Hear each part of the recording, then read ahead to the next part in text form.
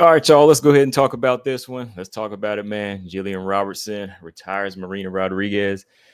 All right, y'all. So yeah, pretty much saw this coming. Like I said, this was probably going to be my last time picking Marina Rodriguez, and it definitely is now. Not because they're going to cut her, but Marina decides to call it quits. She's calling it quits after this dominant performance from Gillian Robertson. I mean, when it came down to it, look, Gillian Robertson winning was definitely better for the division. I mean, I see a lot of growth in Gillian. I think she's found her way now. She's found her home.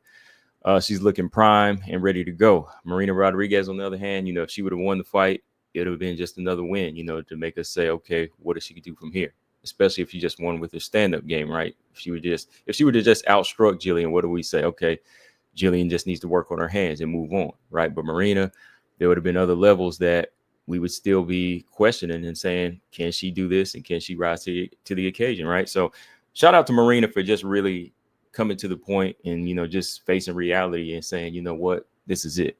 I'm 38 years old and, she's had her best days and to call it quits, right? So I'm definitely not going to disrespect her on that. But going into this fight, like I said, I wasn't surprised if Gillian was going to get the finish on the ground, and that's how it went. But the one thing I do like about Gillian's performance in this one is, again, her confidence with the stand up.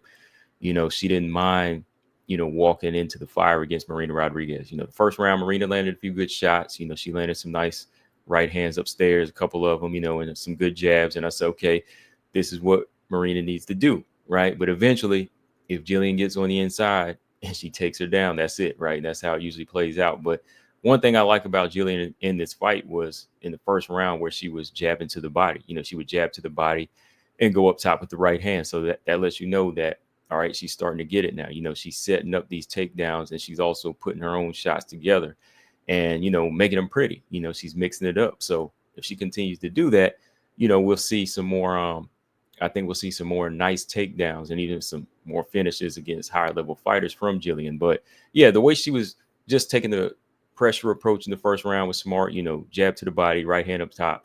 And then, once again, not spending too much time on the ground, body locking Marina, taking her down. And again, when Marina's on her back, it's pretty much over, right? It's pretty much over. I like how Gillian was getting that top control. A lot of strength. A lot of strength. Some good shots landed. I thought the finish was going to come in the first round, but somehow Marina survives it. Going into the second, it was basic. Marina's too accepting of these positions. Single leg, boom, takedown. Uh, good top pressure. Good top pressure from Gillian Robertson. And the one thing about Gillian is now that she's moved down to 115, you really see her strength here.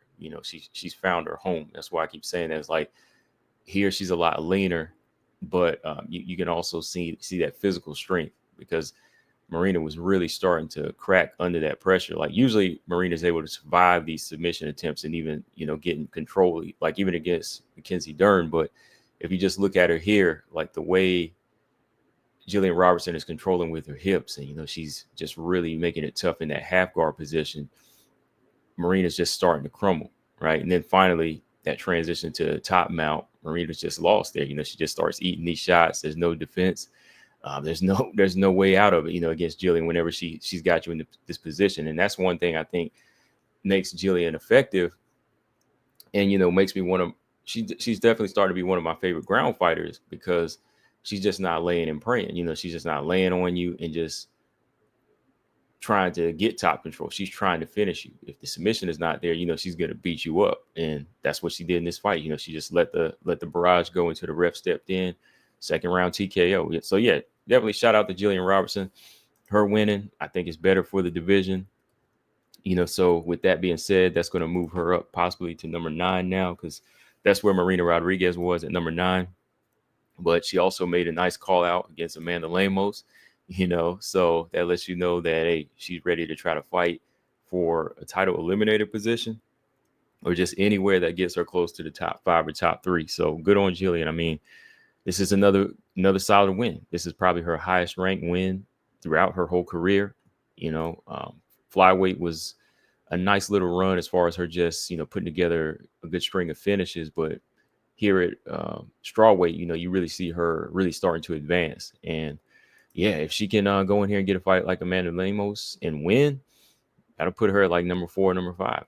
So from there, if Verna gets her title shot, this will put Gillian in line against her. It'll put her line in line if she beats Lemos, right? So yeah, again, shout out to Gillian Robertson. Keep doing what she's doing, man.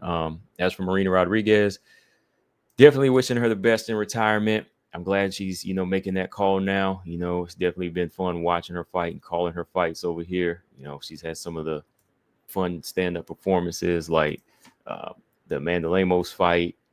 Even the Jan Janon fight was a good one. Mackenzie Dern. There was a lot of good fights in her career. The ones that some people counted her out. I remember there was one point when she was on like a 4-fight run, and she was in talks to maybe be fighting Wei Lee, but they threw that Lemos fight in front of her, and she just couldn't handle that. And from that Lemos fight, it just kind of went downhill from there. The losing streak just started. So I guess after like 5 rough fights in a row, she just said, "Hey, it's time to go. There's nothing else." And I'm glad that she realized that. I don't really sense her coming back. I definitely don't sense her coming back. And especially, with the UFC seeing this resume at this point, they're going to be like, oh, I don't think she's going to make it here. But that's part of the pattern, man. That's been part of the pattern. Whether we were talking about Molly McCann, Andrea Lee, all these other fighters, if they don't grow, they're going to have to make that choice. You either evolve, get cut, or you retire, right? So, yeah, happy retirement to Marina Rodriguez. Moving on for G-Rob. Who do y'all want to see her fight next? I definitely think that the Lemos fight is doable. She continues on this path of fighting these strikers. It'll get her where she needs to be. Jan Janon, Lemos, and so on. Bad style matchup might be like Suarez or somebody like that. But even then, you just never know. Gillian's on prime and ready to go, y'all. Combo Breaker 99. Let me know in the comment section what y'all think. Subscribe. Peace.